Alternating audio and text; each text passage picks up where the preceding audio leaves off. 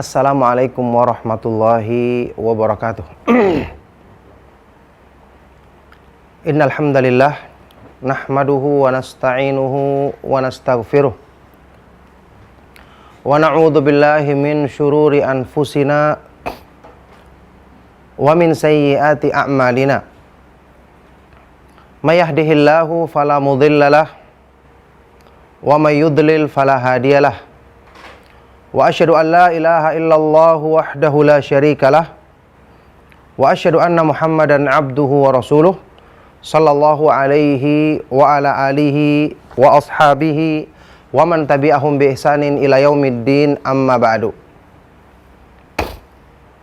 Alhamdulillah, ma'asyiral muslimin, ma'asyiral ikhwa wal akhwat fid din, kaum muslimin, para pemerhati Roja TV dan Radio Roja dimanapun Anda berada. Alhamdulillah, kita bersyukur kepada Allah subhanahu wa ta'ala atas semua limpahan nikmatnya, atas semua kebaikan-kebaikan yang dilimpahkannya kepada kita, utamanya kebaikan dalam urusan agama kita, dalam perbaikan iman kita, utamanya kebaikan dalam hal kita selalu diingatkan untuk menjaga agama kita, sesuatu yang paling berharga yang kita miliki dalam kehidupan di dunia ini. Semoga Allah subhanahu wa ta'ala senantiasa menjaga kita dalam kebaikan ini sampai di akhir hayat kita. Ma'asyiral muslimin rahimakumullah, introspeksilah diri Anda. Siapapun kita butuh untuk selalu mengintrospeksi diri. Alhamdulillah, seperti yang Anda ketahui, ya, seperti yang antum semua ketahui, saat ini sedang diadakan daurah syariah di Pondok Pesantren Imam Bukhari, sebagaimana juga yang diadakan di tempat yang lain seperti di Terawas maupun di tempat yang lain yang dihadiri oleh para ulama ahlu sunnah dari Madinah maupun dari tempat-tempat yang lain. Tujuannya adalah tidak lain juga dalam rangka introspeksi diri. Bukan berarti seorang ustadz yang telah menyampaikan kajian, yang telah banyak memberikan nasihat di sana sini, yang telah banyak memberikan bimbingan, saran atau kritikan kepada para mad'unya, lantas mereka berarti sudah aman dari hal-hal yang bisa mengancam kerusakan imannya. Lantas mereka dikatakan sudah sempurna dalam penjagaan Allah subhanahu wa ta'ala terhadap diri mereka. Tidak. Kita adalah orang-orang yang berusaha untuk mengikuti jejaknya generasi terbaik, para sahabat radhiyallahu ta'ala anhum ajma'in. Tapi tidak ada seorang pun di antara kita yang bisa menjamin dirinya. Makanya introspeksi diri, ya, ini merupakan syarat mutlak untuk seseorang itu selamat dalam menempuh jalan Allah subhanahu wa ta'ala. Ini seperti yang diterangkan oleh Imam Ibnu Qayyim rahimahullah ta'ala dalam kitab Ighatsatul Lahfan, bahwa syarat untuk meraih takwa adalah dengan selalu mengoreksi diri, mengoreksi nafsu yang selalu mengajak kepada keburukan. Karena beliau mengatakan, laqad ajma'a as-sa'iruna ilallah, laqad ittafaqa as-sa'iruna ilallah ala ikhtilafi turuqihim wa tabayuni sulukihim ala anna nafsa hiyal qati'atu bainal abdi wa bainal wusuli ila rabb. Semua orang yang menempuh jalan menuju Allah, mencari keridhaan Allah, semua sepakat mengatakan bahwa nafsu manusia adalah penghalang utama bagi mereka untuk meraih keridhaannya. Yakni nafsu yang harus selalu ditundukkan dan dididik, selalu dikoreksi dan diintrospeksi. Makanya beliau mengatakan cara untuk bisa mengatasi nafsu adalah dengan muhasabatuha wa mukhalafatuha. Selalu diintrospeksi dan diluruskan keinginannya. Dan ini bukan cuma berlaku sekali, dua kali, setiap saat. Bahkan setiap kita berbuat, setiap kita berkata dan melakukan perbuatan, kita menuju tempat untuk menuntut ilmu pun kita introspeksi diri, niat saya untuk apa? Setelah pulang pun kita introspeksi diri, apa manfaat yang saya dapatkan? Apa perubahan pada diri saya dengan ilmu yang saya telah pelajari? Semua kita introspeksi. Jangan ada yang menganggap, oh sudah, saya sekarang sudah mengikuti kajian, banyak majelis yang saya ikuti, banyak kitab yang saya pelajari, banyak ibadah yang saya amalkan, lantas dia merasa dirinya telah terjamin keselamatan. Ini sangat jauh dari petunjuk para ulama ahlu sunnah wal jamaah. Jadi ma'asyiral muslimin rahimakumullah, introspeksilah dirimu.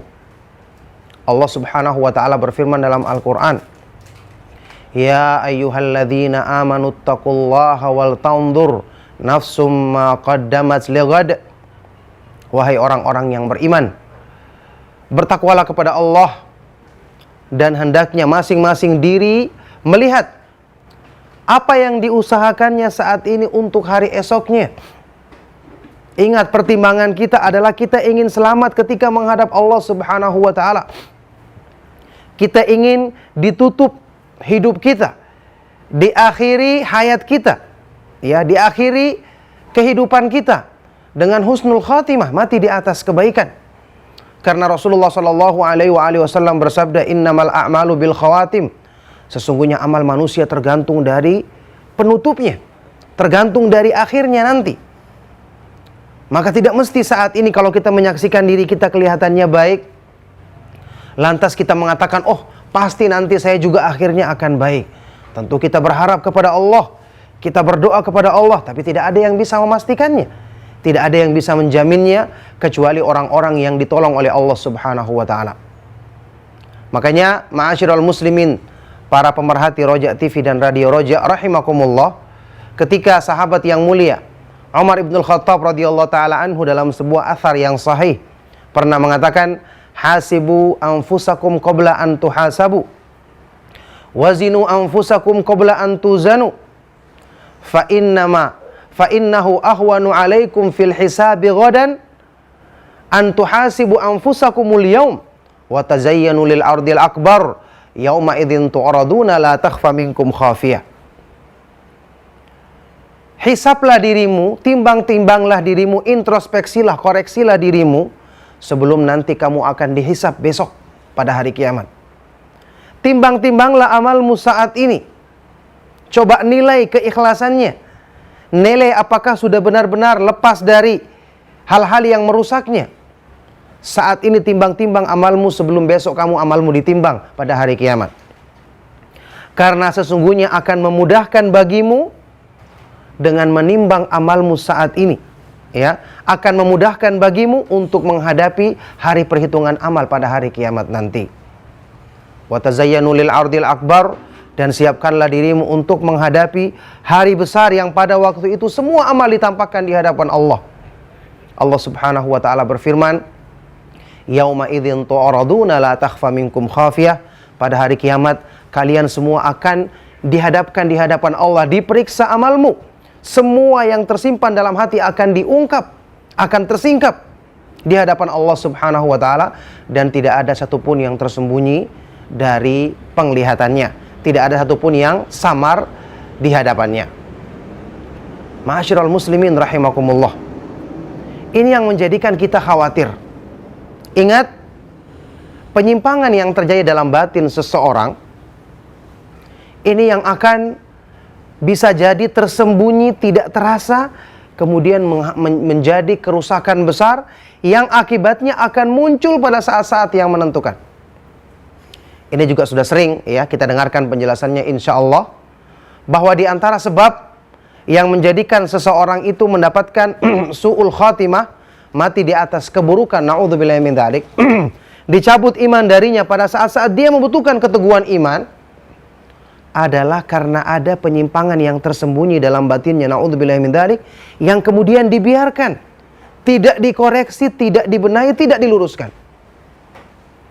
Ini makna sabda Rasulullah sallallahu alaihi wasallam dalam salah satu riwayat yang sahih, riwayat Imam Bukhari, inna rajula la ya'malu bi amali ahlil jannati fima yabdu linnas wa huwa min ahlin nar. Sesungguhnya ada seseorang yang mengamalkan amalan penduduk surga, melakukan amal kebaikan berdasarkan yang tampak di mata manusia, padahal dia termasuk penduduk neraka. Na'udzubillahi min dzalik. berdasarkan yang tampak di mata manusia. Alangkah banyaknya orang yang merasa bangga dengan apa yang ditampakkannya. Alangkah banyaknya orang yang merasa cukup dengan zahir yang dikerjakannya. Tapi apakah orang itu mengamalkannya dengan ikhlas? Apakah benar-benar disertai rasa takut dan berharap kepada Allah? Apakah riya, sum'ah, pamer atau ingin didengar amalnya, niat-niat duniawi, sudah yakin dia lepas dari keinginan dalam hatinya? Ini merupakan pertanyaan besar yang menjadikan kita takut. Ya, kalau orang-orang soleh sebelum kita takut, apa yang menjadikan orang yang belum tentu soleh seperti kita tidak merasa takut? Na'udzubillah min dzalik. Ketika para sahabat Nabi SAW, seperti yang disebutkan oleh tabi'in yang mulia Ibnu Abi Mulaikah rahimahullah ta'ala yang dinukil dalam Sahih Bukhari, beliau mengatakan, adraktu 30 min ashabi Rasulillah SAW kulluhum yakhafun nifaq ala nafsi. Aku pernah menjumpai sekitar 30 orang sahabat Nabi SAW yang masing-masing mengkhawatirkan ada kemunafikan dalam diri mereka. Sahabat sangat jauh dari kemunafikan, tidak mungkin. Al-Quran yang merekomendasikan mereka, Rasulullah SAW yang memuji mereka. Kenapa mereka takut dengan kemunafikan? Ini justru menunjukkan iman yang benar. Orang yang mengetahui buruknya sesuatu, mengetahui kelemahan manusia, mengetahui iman yang mudah berubah, hati yang lemah, mudah berbolak-balik, harusnya dia semakin takut kepada Allah Subhanahu wa ta'ala. Ketakutan ini yang menjadikan dia selalu mengintrospeksi diri, selalu berlindung kepada Allah dari keburukan. Ketakutan ini yang menjadikan dia selalu bersandar, takut dan berharap hanya kepada Allah, bukan bersandar kepada dirinya sendiri. Karena ini merupakan sebab kebinasaan. Wala takilni ila nafsi tarfata ainin, kata Rasulullah SAW dalam doa beliau, ya Allah, janganlah engkau menjadikan aku bersandar kepada diriku sendiri meskipun cuma sekejap mata.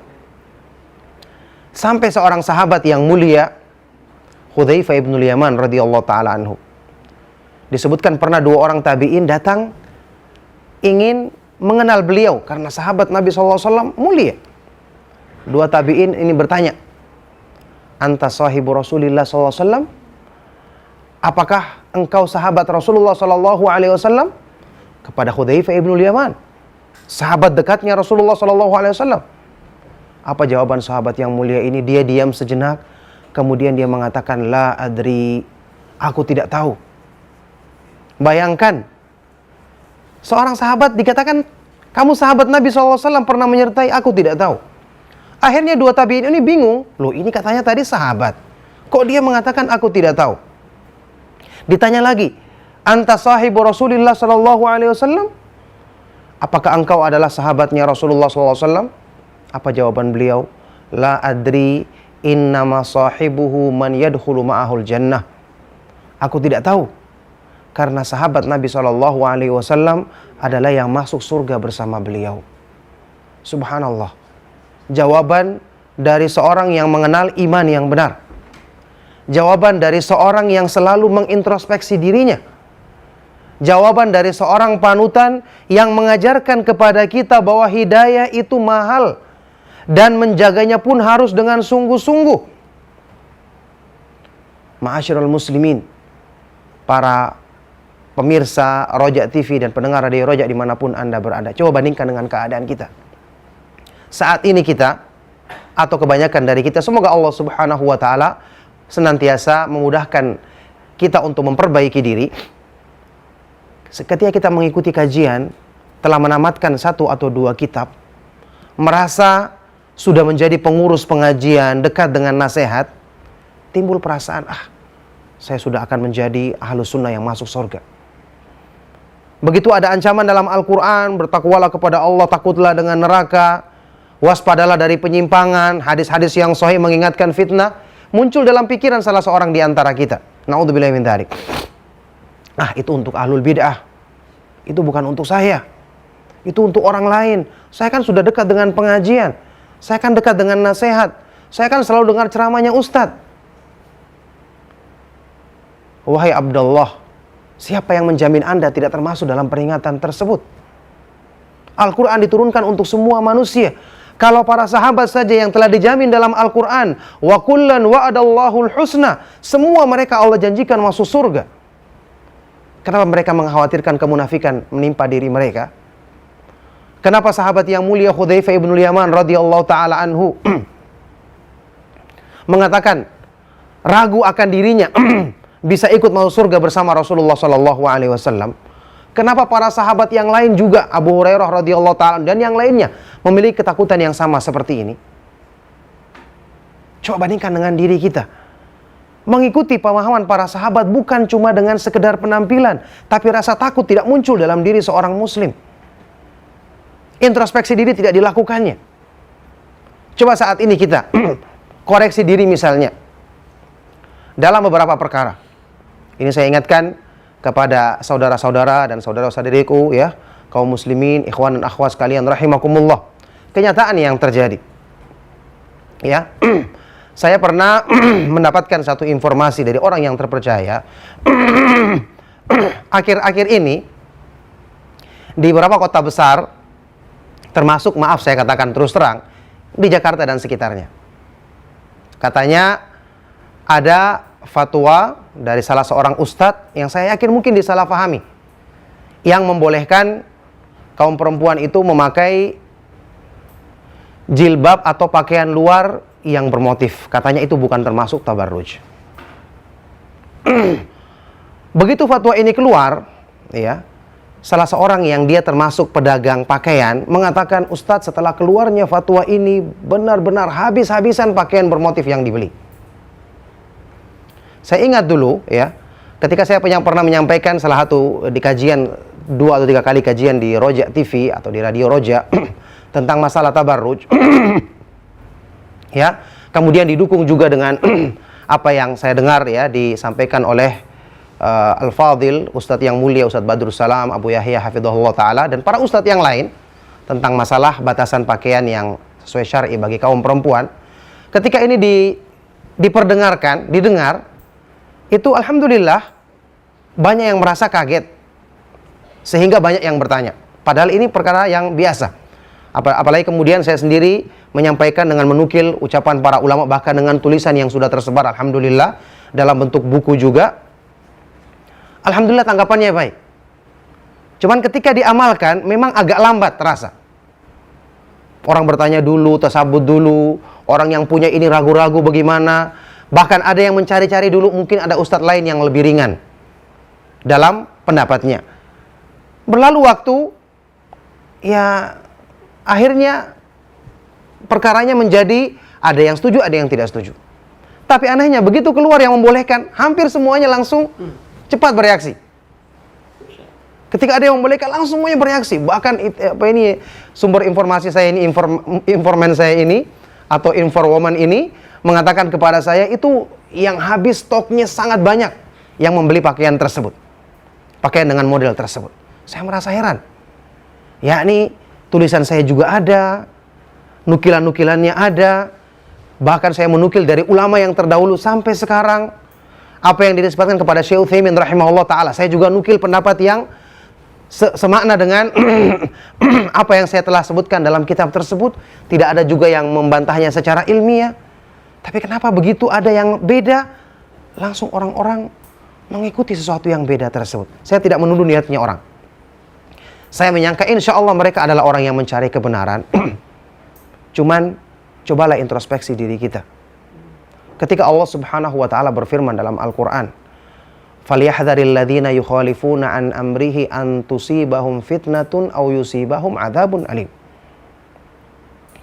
Hendaknya orang-orang yang menyelisih perintah Rasulullah sallallahu alaihi wasallam merasa takut dan waspada terhadap dirinya akan ditimpa fitnah atau ditimpa azab yang pedih. Imam Ahmad bin Hanbal rahimahullah ta'ala ketika menafsirkan ayat ini mengatakan, atadri mal fitnah? Apakah kamu tahu apa itu fitnah? Fitnah di sini maksudnya adalah kesyirikan atau az-zaik, penyimpangan dalam hati. Kalau seorang menyelisih perintah Rasulullah sallallahu alaihi wasallam, mengikuti hawa nafsunya, maka dia khawatirkan akan Allah masukkan penyimpangan dalam hatinya, sehingga dengan itu dia dipalingkan dari keimanan, maka dia akan binasa. Coba lihat sahabat yang mulia Abu Bakar As-Siddiq radhiyallahu taala anhu dalam hadis yang sahih riwayat Abu Daud. Kisah ketika baru beliau menjadi khalifah. Ketika Rasulullah sallallahu alaihi wasallam sebelum meninggal dunia telah membentuk pasukan untuk berjihad di jalan Allah, yang isinya adalah sebagian besar sahabat senior. Bayangkan ketika itu, ya, sangat dibutuhkan karena kondisi Madinah yang kacau, banyak orang-orang yang murtad, kabilah-kabilah yang mengumumkan ingin meninggalkan Islam. Abu Bakar As-Siddiq baru menjadi khalifah, tentu sangat butuh para sahabat ini untuk paling tidak menenangkan suasana di Madinah. Tapi pasukan ini telah dibentuk oleh Rasulullah SAW. Dengan pemimpin yang kita ketahui bersama adalah sahabat yang mulia Usama bin Zaid radhiyallahu taala anhu. Di dalamnya termasuk Umar ibn Khattab dan sahabat besar yang lainnya. Pikiran kita, Abu Bakar As-Siddiq akan mengambil keputusan pasukan ini dibubarkan karena lagi dibutuhkan di dalam kota Madinah. Apa yang beliau lakukan? Ternyata pasukan itu tetap diberangkatkan. Sewaktu beliau ditanya, kenapa? Madinah sedang membutuhkan mereka. Jawabannya, aku tidak akan membubarkan pasukan yang telah dibentuk oleh Rasulullah SAW. Kemudian beliau mengucapkan ucapan yang terkenal, lastu tarikan syai'an kana Rasulullah SAW ya'malu bihi illa wa amiltu bihi wa inni khasyitu in taraktu syai'an min amrihi an azig. Aku tidak mau meninggalkan sesuatu yang pernah dikerjakan oleh Rasulullah SAW kecuali aku berusaha mengerjakannya. Karena aku khawatir kalau aku meninggalkan sesuatu dari perintahnya, aku akan menyimpang, aku akan sesat. Ini ucapan seorang sahabat yang merupakan manusia yang terbaik setelah para nabi dan para rasul alaihi wassalatu wassalam. Radhiyallahu ta'ala anhu wa anis sahabati ajmain. Coba kita bayangkan bagaimana mereka tidak mempertimbangkan logikanya ketika berhadapan dengan perintah Allah Subhanahu wa taala dan Rasulnya. Ini bukti keimanan yang benar. Tidak ada tarikan hawa nafsu dalam diri mereka. Begitu dengar perintah Allah dan perintah Rasulnya, langsung mereka berusaha kerjakan.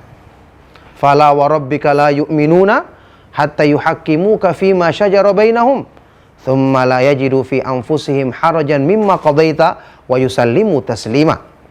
Tidaklah demi Rabbmu, demi Allah, mereka tidak dikatakan beriman sampai mereka selalu menjadikan kamu hakim, tempat kembali dalam semua persengketaan atau perselisihan di antara mereka. Tidak cukup sampai di situ, kemudian mereka tidak mendapati dalam diri mereka perasaan berat, keberatan, keraguan-raguan menerima keputusanmu, dari keputusanmu. Dan setelah itu mereka yusallimu taslima, tunduk dengan sepenuhnya. Jadi bukan cuma sekedar terima secara zahir, sekedar mengamalkan, hanya ikut, tapi ternyata hatinya masih menyembunyikan sesuatu untuk mencari peluang menyelisihinya. Bukankah kita semua telah mengambil pelajaran dari apa yang disebutkan dalam Al-Quran? Qalatil a'rabu amanna kullam tu'minu walakin qulu aslamna walamma yadkhulil imanu fi qulubikum. Orang-orang Arab Badui mengatakan, kami telah beriman. Maka Allah berfirman, katakan kepada mereka, wahai Rasulullah, kalian belum beriman. Tapi ucapkanlah, kami baru berislam, karena iman belum masuk ke dalam hati. Karena tidak introspeksi diri, tidak mengoreksi niat, tidak menundukkan keinginan dalam diri untuk dijadikan mengikuti petunjuk Allah dan petunjuk Rasulnya SAW. Akhirnya, keinginan-keinginan seperti ini mendominasi. Syukur baru kalau kelihatannya sekarang. Syukur ketika ada yang menegur sekarang kita sadar. Bagaimana kalau nanti munculnya saat-saat yang menentukan seperti tadi, menjelang kematian, yang kemudian apa yang tersembunyi dalam hati tadi, sementara orang hanya bangga dengan apa? Fima yabdulin nas, berdasarkan yang tampak di mata manusia. Ternyata yang tersembunyi ini muncul di saat-saat yang menentukan. Akhirnya itu yang menjadi penentu dia mendapatkan, na'udzubillahi min dzalik, su'ul khatimah, mati di atas keburukan.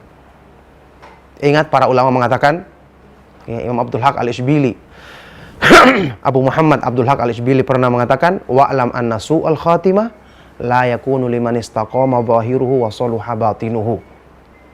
Ketahuilah bahwasanya yang namanya su'ul khatimah, mati di atas keburukan, tidak akan menimpa, tidak mungkin Allah akan timpakan kepada orang yang baik amalan anggota badannya, lurus amalan anggota badannya, disertai dengan kesolehan dalam batinnya.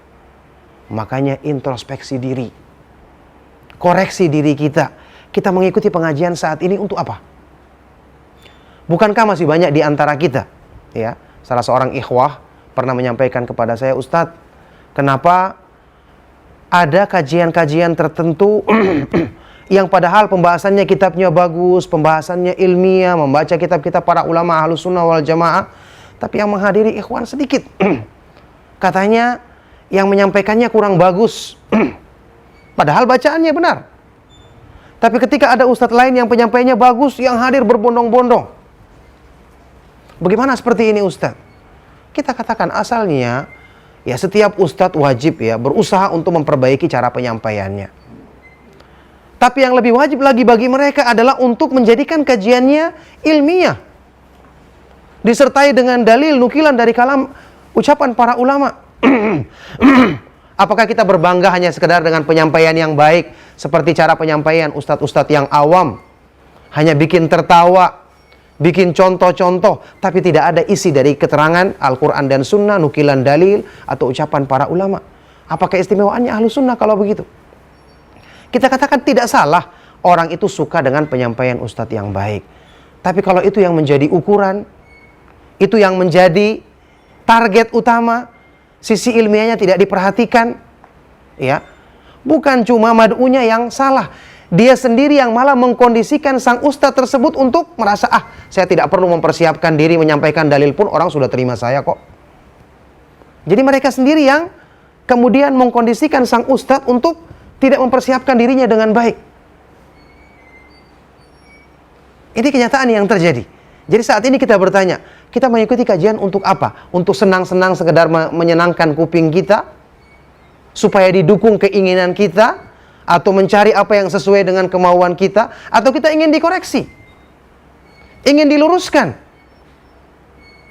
Sunnah itu yang akan menyelamatkan kita kalau kita mengikutinya. Kalau kita menyelisihinya, tersesat. Kalau kita yang memaksakan sunnah untuk mengikuti keinginan kita, itulah hawa nafsu namanya. Ya, kata Ibnu Abbas radhiyallahu taala anhu, "Innallaha lam yaj'al fi hadhil ahwa'i syai'an minal khair, wa inna ma summiya hawan li'annahu yahwi bi sahibihi finnar." Allah tidak menjadikan pada hawa nafsu itu sedikit pun dari kebaikan. Hawa nafsu disebut dengan hawa nafsu karena yahwi menjerumuskan, menjatuhkan orang yang hamba tersebut ke dalam neraka. Jadi hawa nafsu sesuai dengan namanya, dia yang menjerumuskan ke dalam neraka. Allah tidak menjadikan sedikit pun kebaikan padanya. Makanya ini keadaannya.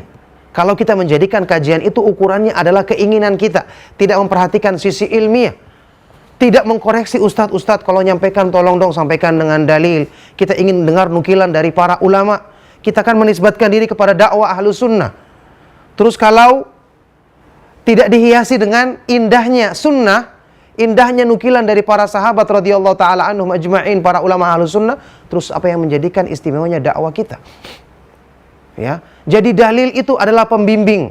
Makanya kata Ibnu Taimiyah rahimahullah taala, "Man faraka dalil dhalla sabil." Barang siapa yang menyelisihi dalil maka akan sesat jalannya. As-sunnatu kasafinatin Nuh. Man raqibaha naja wa man takhallafa gharik atau gurik. Kata Imam Malik bin Anas rahimahullah ta'ala dalam sebuah ucapan yang terkenal, sunnah itu adalah seperti bahteranya Nabi Nuh. Kalau kita ikut numpang, ya, kita ikuti dia, kita akan selamat dari banjir. Tapi kalau kita terlambat, kita di belakang, kita ingin kita yang diambil diikuti, maka kita akan tenggelam. Na'udzubillahi min dzalik. Inilah introspeksi bagi diri kita semua. Jadi, ya, keimanan itu dalam hati. Tapi ada buktinya, terlihat pada anggota badan kita.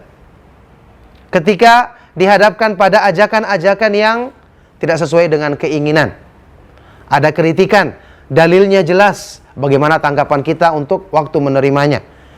Jangan hanya kita semangat dalam hal-hal yang memang sesuai dengan kepentingan kita. Ini juga berkali-kali kita jelaskan dalam Al-Quran, dicela orang-orang yang seperti ini. Wa minan nasi may ya'budullaha ala harfin fa in asabahu khairun itma'anna bihi wa in asabathu fitnatun inqalaba ala wajhihi khasirad dunya wal akhirata dzalika huwal khusranul mubin. Dan di antara manusia ada orang-orang yang beribadah kepada Allah dengan berdiri di tepi. Kata para ulama, artinya dia masuk Islam itu lihat-lihat dulu, cari yang sesuai kepentingannya.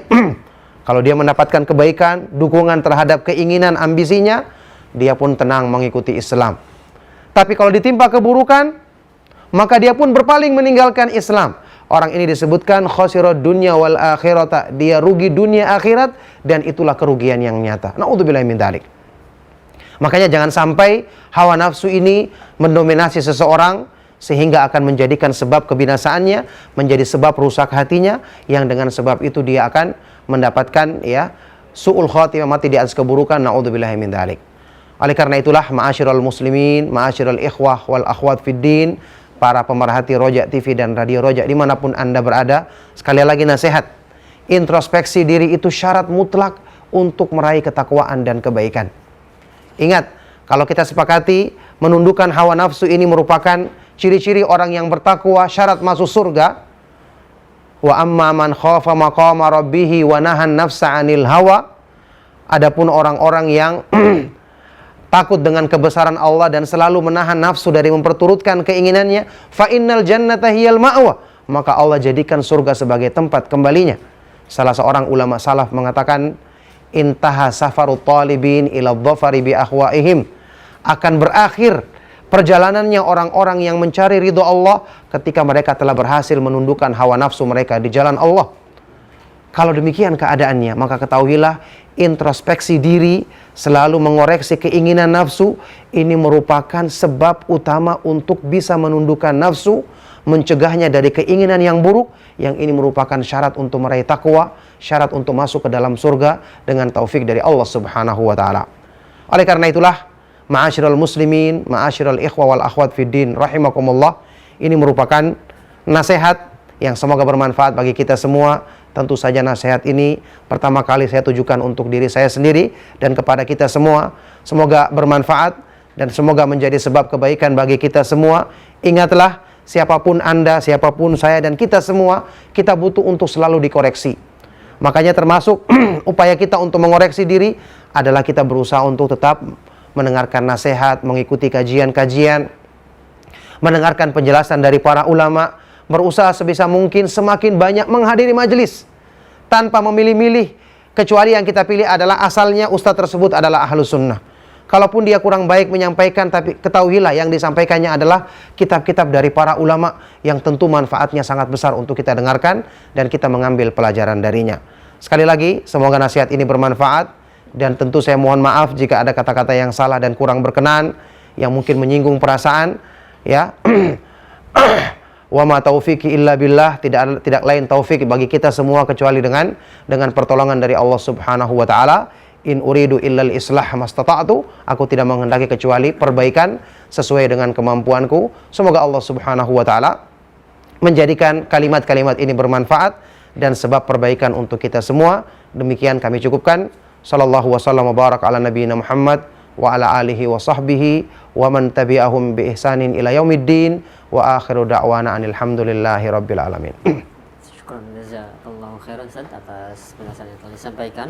Ya, insyaallah kita dapat ilmu yang sangat bermanfaat tentunya bagi kita, dan kita sadar akan diri kita supaya kita dapat mengintrospeksi diri kita. Dan untuk selanjutnya kami buka sesi interaktif, sesi soal jawab bagi Anda para pendengar ataupun pemirsa Roja sekalian yang ingin bergabung bersama kami untuk bersoal jawab. Silakan Anda bisa menghubungi kami di layanan yang telepon dari 021 823 6543, dan tentunya kami harapkan pertanyaan yang Anda ajukan disesuaikan dengan pembahasan kita di kesempatan hari ini. Dan untuk Anda yang sudah terhubung, mohon dikecilkan atau dimatikan volume TV atau radionya. Ya, silakan penelpon pertama yang ingin bertanya langsung di 021 823 6543. Ya, silakan. Halo. Assalamualaikum. Assalamualaikum. Waalaikumsalam warahmatullahi wabarakatuh. Ya, dengan siapa di mana? Waalaikumsalam.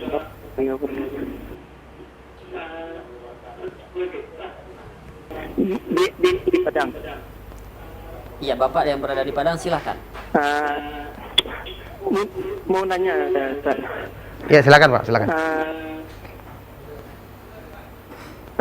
Gimana, Ustaz? Silahkan. Ya, silakan Pak, silakan. Ya, silakan Pak, silakan. Ya. Saya kan pernah mendengar riwayat. Ya, 5.000 tahun sebelum Allah menciptakan langit dan bumi ini, rezeki setiap Bani Adam itu dari bumi. Terus nggak akan pasti seorang Bani Adam sebelum rezekinya. Terus bagaimana perbandingan dengan yang Allah akan menetapkan rezeki bagi orang yang contohnya menyambut silaturahmi, terus yang beramal soleh.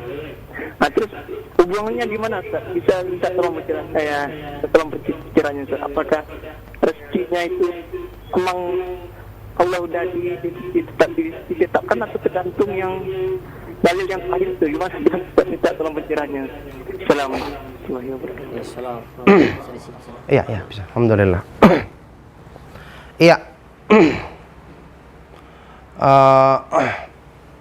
Barakallahu fiik, pertanyaan yang sangat bermanfaat dari Bapak yang ada di Padang tadi ya. Iya.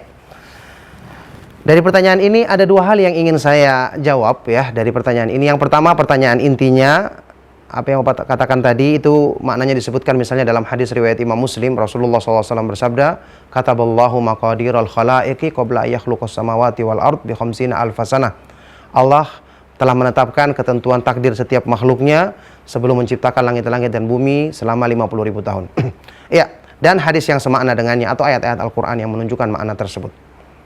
Jadi ketentuan, rezeki, ajal, semua yang berlaku pada diri manusia di alam semesta ini, bahkan semua makhluk telah dituliskan oleh Allah Subhanahu wa Ta'ala, dan ini merupakan salah satu kewajiban kita, ya. Bahkan perkara yang merupakan landasan Islam yang besar, yaitu iman kepada takdir Allah Subhanahu wa Ta'ala, karena Allah Maha Kuasa atas segala sesuatu.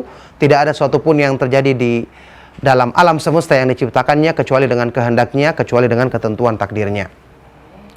Sekarang bagaimana dengan ayat-ayat atau hadis-hadis yang menyebutkan tentang manusia itu berusaha kemudian diberikan padanya hasil dari usahanya, mengusaha mencari rezeki, diberikan rezeki, dan seterusnya? Jawabannya tidak ada yang bertentangan. Karena ayat-ayat atau hadis-hadis yang menjelaskan tentang takdir itu adalah berita yang wajib kita benarkan. Kemudian dalam Al-Quran kemudian turun perintah dan larangan Allah yang wajib kita laksanakan, kita kerjakan. Karena Allah Subhanahu wa Ta'ala menciptakan segala ketentuan takdir dan menjadikan sebab untuk meraih ketentuan, meraih hasil yang baik dengan usaha yang baik. Sebagaimana orang yang melakukan usaha yang buruk juga akan mendapatkan keburukan. Na'udzubillahi min dzalik. Jadi Allah menciptakan sebab dan akibat. Makanya setiap manusia punya fitrah, ya.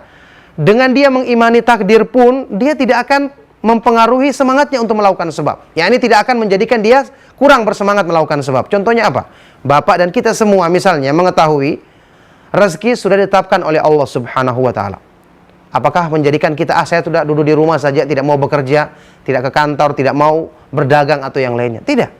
Kita tahu rezeki telah Allah tetapkan, tapi saya pergi berdagang. Saya berusaha memperbaiki cara saya berdagang sesuai dengan Islam agar berkah rezeki saya dan seterusnya.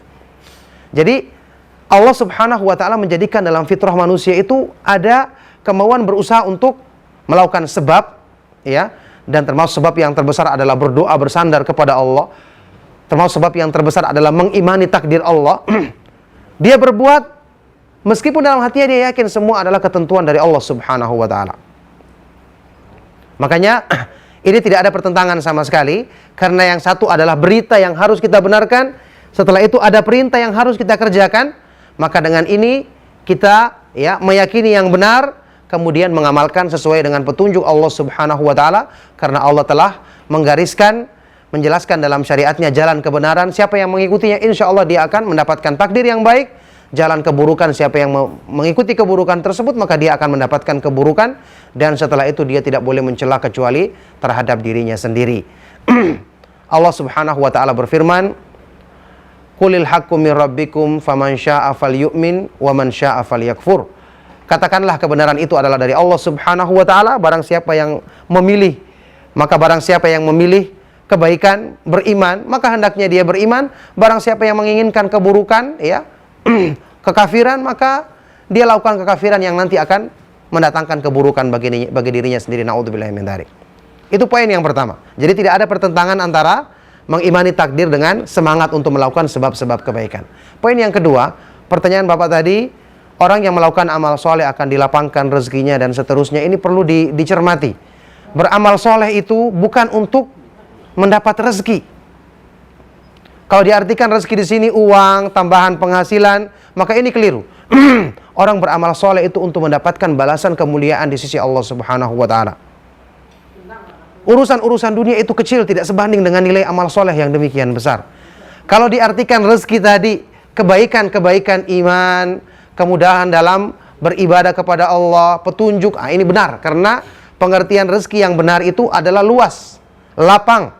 Dan sebaik-baik pengertian rezeki bahkan adalah, makna rezeki yang paling baik adalah rezeki dalam keimanan, kemudahan untuk melaksanakan taat kepada Allah, petunjuk dalam kebaikan, penjagaan dari Allah untuk menghindari keburukan. Ini justru makna rezeki yang paling tinggi dibandingkan rezeki yang dipahami oleh sebagian orang hanya berkisar pada masalah materi duniawi, makanan, minuman, dan yang tidak lepas dari hal-hal tersebut.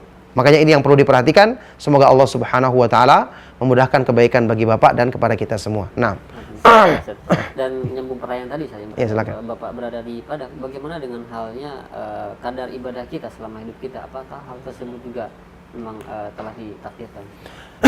Iya, sama dengan ibadah yang Allah Subhanahu wa ta'ala syariatkan.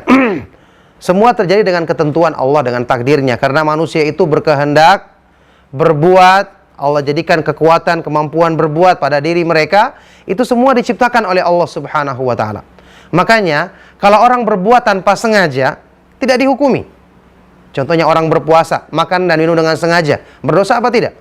Tidak berdosa, karena berarti dia berbuat tanpa kehendak, iya kan? Beda kalau dia makan dan minum dengan sengaja waktu berpuasa, berdosa atau tidak? Berdosa kan? Ya berdosa, karena dengan kehendaknya. Rasulullah SAW dalam hadis yang sahih bersabda, Innallaha tajawaza li an ummati al-khata'a wan nisyana wa mastukrihu alaih.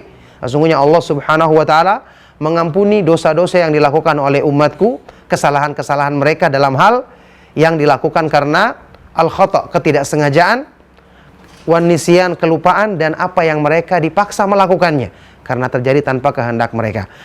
Jadi kita mengimani segala sesuatu yang kita lakukan adalah dengan takdir Allah Subhanahu wa ta'ala. Ini adalah keyakinan kita yang harus kita benarkan.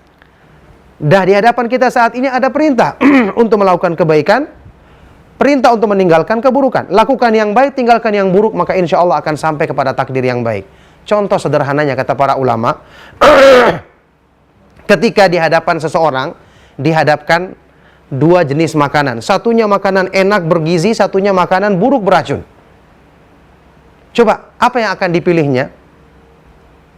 Tentu dia memilih makanan yang baik. Adalah kebodohan kalau dia memilih makanan yang beracun dan dia mengatakan ini adalah takdir Allah untuk saya. Kita katakan, sebelum Anda makan, Anda tidak tahu takdir Allah. Yang ada di hadapan Anda saat ini adalah memilih kebaikan sesuai dengan perintah Allah. Makan yang bergizi, makan yang enak, buang yang beracun, supaya kamu selamat dan mendapatkan kebaikan. Itu contoh sederhana dalam memahami takdir Allah Subhanahu wa ta'ala. Barakallahu fikum. Nah. Atas jawaban Ustaz, dan demikian untuk Bapak yang berada di Padang, mudah-mudahan Bapak menyimak dan difahami dari jawaban Al-Ustaz. Untuk selanjutnya yang kedua, silahkan kami terima masih di layanan telepon 021 823 6543. Ya, silakan. Nah, halo. Assalamualaikum. Waalaikumsalam. Waalaikumsalam warahmatullahi wabarakatuh. Ya, dengan siapa di mana Pak? Silakan.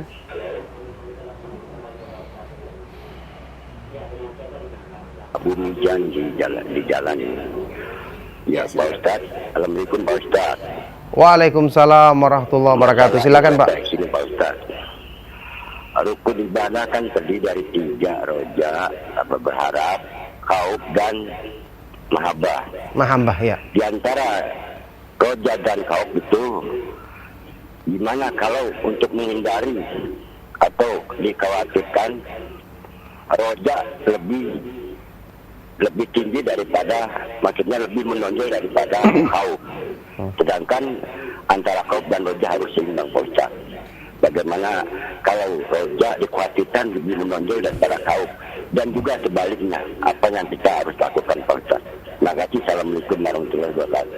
Waalaikumsalam warahmatullahi wabarakatuh. Barakallahu fikum. Pertanyaan yang bermanfaat dari Bapak ini, yang beliau sedang di perjalanan ya.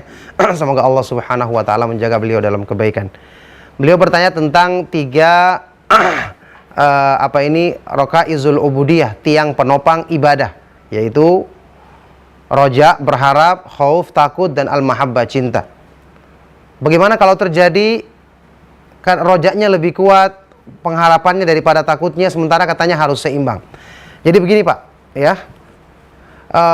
Pengertian dari seimbang di sini bukan berarti harus sama terus. Tidak. Kadang-kadang seseorang itu harus berusaha menguatkan salah satu sesuai dengan kondisi dirinya. Ketika orang sedang lalai, dia harus lebih mendominankan ketakutannya supaya menyeimbangi kelalaiannya. Makanya kata para ulama, ketika orang itu hidupnya penuh dengan kesenangan, dia selalu mudah untuk mendapatkan fasilitas, ini mudah lalainya dia harus mendominankan sisi menguatkan sisi takutnya. Ketika orang sedang sakit, justru dia harus lebih mendominankan sisi pengharapannya kepada Allah. Makanya ini merupakan di antara makna hadis sahih riwayat Imam Muslim, la yamutanna ahadukum illa wa huwa yuhsinu dhanna billah. Kata Rasulullah SAW, janganlah salah seorang di antara kalian meninggal dunia kecuali dalam keadaan bersangka baik kepada Allah Subhanahu wa taala. Jadi kata para ulama, tidak mesti harus seimbang setiap saat, sesuai dengan keadaan seorang hamba. Jadi kalau seorang hamba merasa dirinya lalai, malas beribadah, dia perlu menguatkan sisi takutnya dengan banyak membaca ayat-ayat tentang ancaman, ayat-ayat tentang azab neraka, sebab dicabutnya hidayah, hukuman yang Allah berikan bagi orang yang malas beramal, dan seterusnya. Kalau dia melihat dirinya terlalu takut, berputus asa, dia perlu banyak membaca tentang ayat-ayat yang menyebutkan rahmat Allah, pengampunannya, surganya, kasih sayangnya kepada hamba-hamba yang beriman untuk bangkit pengharapannya. Yang jelas ya Bapak dan yang lainnya, para pemerhati Roja TV maupun Radio Roja rahimakumullah, kalau kita belajar akidah yang benar, kita kenal dengan benar kandungan dari nama-nama dan sifat-sifat Allah secara keseluruhan, kita pelajari, maka semua hal-hal ini, bahkan semua amal-amal ibadah, amal-amal hati yang besar lainnya, bukan cuma roja, takut, berharap, ikhlas juga, khusyuk juga, tawakal juga, itu akan tumbuh dengan benar kalau belajarnya benar. Kalau kita selalu introspeksi diri, kita belajar benar, ya, pahami nama-nama dan sifat-sifat Allah Subhanahu wa taala yang membangkitkan takut dengan benar, yang membangkitkan pengharapan dengan benar, membangkitkan rasa cinta, memudahkan ikhlas, kita belajar dengan benar, maka ini akan tumbuh dengan benar. Kesalahan terjadi adalah kalau salah belajarnya, salah pemahamannya, tidak mengintrospeksi diri, tidak berdoa kepada Allah Subhanahu wa taala. Maka semoga Allah Subhanahu wa taala senantiasa memperbaiki diri kita lahir dan batin. Nah, ya, jazakallahu khairan atas jawaban Ustaz. Demikian untuk Bapak yang berada di perjalanan, ya tetap berhati-hati untuk Bapak dan semoga selamat sampai tujuan. Dan selanjutnya yang ketiga masih kami terima dan nampaknya sudah ada yang menunggu di line telepon. Silahkan. Iya, halo, assalamualaikum. Assalamualaikum. Waalaikumsalam warahmatullahi wabarakatuh. Waalaikumsalam warahmatullahi wabarakatuh. Silakan Dengan Ibu. siapa di mana Ibu? Saya mau tanya,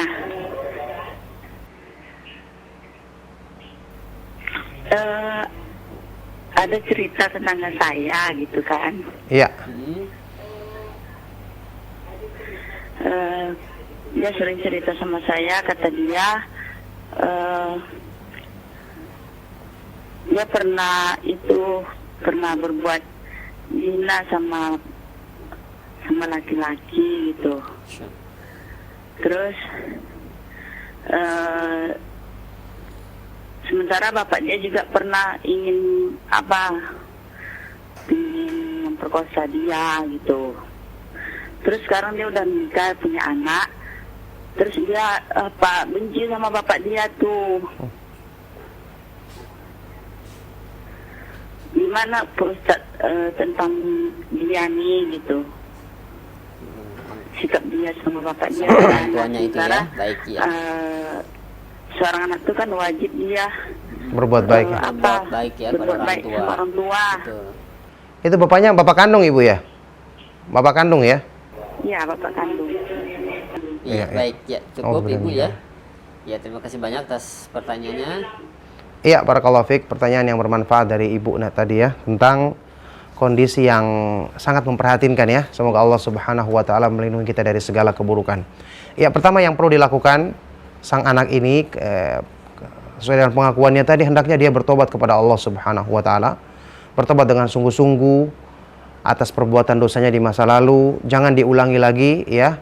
Mungkin bahkan dia tidak perlu menceritakan hal ini kepada orang, nanti tersebar, khawatirnya didengar oleh suaminya akan marah, menjadi sebab keretakan dalam rumah tangganya. Naudzubillahi min dzalik.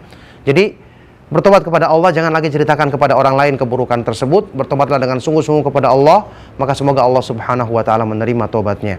Adapun masalah yang berhubungan dengan bapaknya, maka tentu orang tua seperti ini adalah orang tua yang tidak benar. Naudzubillahi min dzalik. Hendaknya dia dinasihati, diingatkan. Kemudian sang anak ini setelah mengetahui hal tersebut, hati-hati dari kedekatan kepada orang tuanya. Kalau dia ingin berbuat baik, maka berbuat baiklah dari jarak yang jauh, mungkin dengan memberikan hadiah, termasuk menyampaikan nasihat, mengajaknya untuk mengenal agama, kembali kepada petunjuk yang benar dalam Islam yang sesuai dengan sunnah Rasulullah SAW. Itu yang bisa dilakukannya. Ya, dia berdoa kepada Allah agar orang tuanya diampuni, diberikan taufik. Tapi juga karena ini merupakan dosa, jangan sampai dia ceritakan ke orang lain, apalagi kepada ibunya, nanti akan menjadi sebab masalah.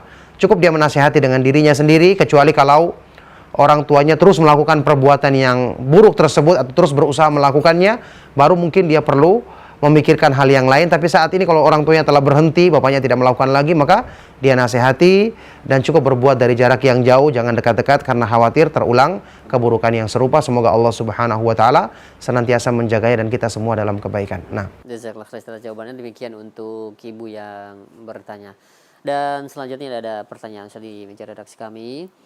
Ya Ustaz, tadi dijelaskan mengenai salah dalam menafsirkan fatwa dari seorang Ustadz, yaitu mengenai pakaian syar'i dari wanita, sehingga banyak yang salah fahami. Nah, apakah mereka yang sudah paham akan hal ini tapi tergiur akan keuntungan duniawi sehingga mereka menjual pakaian tersebut, pakaian syar'i ya, tersebut, dan akhirnya orang-orang awam pun karena dia melihat ya orang yang menjualnya itu faham, bahkan mungkin memakai cadar dan sudah mengaji dan pula berada di lingkungan yang sunnah. Apakah orang yang menjual tersebut dapat dikatakan orang yang membuat sunnah yang jelek dan dosanya itu ia menanggung orang-orang yang memakainya, mengikutinya? ya barakallahu fikum. Ini juga masukan yang baik ya, masukan pertanyaan yang baik.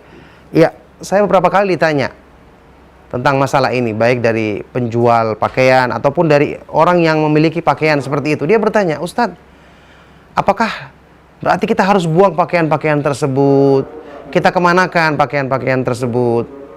Khususnya yang berjualan ya, dia sudah terlanjur beli banyak. Kita katakan tidak mungkin disuruh buang karena mubazir ya pakaian tersebut. Maka yang bisa kita lakukan adalah berusaha untuk menyalurkannya di tempat-tempat yang baik. Contohnya kalau kita tetap mau jual ya, ketika yang beli itu orang yang sudah paham, orang yang sudah pakai cadar, misalnya sudah kenal pakaian yang syar'i, kita sudah lepas, dia sudah tahu hukumnya tentang masalah ini. Dia sudah paham ya tentang masalah ini, dia telah mengenal hukumnya. Atau misalnya bagi orang yang punya ya, mungkin bisa kita katakan dia bisa menghadiahkannya kepada orang yang belum pakai jilbab sama sekali, atau orang yang sedang belajar untuk pakaian syar'i, dengan mengingatkan ini sementara kamu pakai ini, nanti kalau kamu sudah belajar nanti akan pakai yang lebih baik lagi. Maksudnya dengan tetap mengingatkan ini adalah tetap ada kekurangannya dalam syariat. Jadi jangan dibuang, harus bertahap. Jangan dibuang begitu saja. Tidak mungkin kita katakan dibuang begitu saja. Cuman tadi kalau dia menjual dengan orang yang sudah kenal, sudah pakai cadar apalagi, dia sudah lepas karena ini orang sudah tahu tentang hukumnya. Ya, kalau mungkin dia ingatkan lagi mungkin lebih bagus supaya lebih lepas daripada tanggung jawab tersebut. Ala kulli hal, tentu ada jalan keluar yang harus diberikan dalam masalah ini, tetapi mengatakannya halal atau apalagi menyebarluaskannya, bahkan menyalahkan pendapat yang mengkritiknya, ini yang perlu kita tinjau kembali, kita hindarkan dari diri kita agar tidak termasuk orang-orang yang selalu memperturutkan hawa nafsu. Na'udzubillahi min dzalik. Nah, barakallahu fikum. Ya, jazakallahu fikum barakallah. Demikian, dan merupakan pertanyaan terakhir ya di kesempatan pagi hari ini, dan mohon maaf untuk para pendengar ataupun pemirsa sekalian, tidak dapat kami terima lagi untuk pertanyaan di layanan telepon, dan mungkin ada penutup yang dapat disampaikan untuk para pendengar ataupun pemirsa sekalian. Ustaz, silakan. Iya, barakallahu fikum. Karena keterbatasan waktu juga, saat ini sudah memasuk waktu daurah berikutnya ya. Semoga apa yang disampaikan tadi bermanfaat, dan ingatlah, senantiasalah introspeksi diri. Hasibu anfusakum qabla an tuhasabu. Introspeksilah dirimu sebelum kalian nanti akan dihisab, diperhitungkan di hadapan Allah Subhanahu wa taala. Kita semua butuh untuk mengamalkan nasihat ini. Semoga Allah Subhanahu wa taala senantiasa memudahkan taufiknya kepada kita dalam kebaikan dan penjagaannya yang sempurna dari segala keburukan. Demikian kita akhiri. Subhanakallahumma bihamdika asyhadu an la ilaha illa anta astaghfiruka wa atubu ilaik. Wassalamualaikum warahmatullahi wabarakatuh.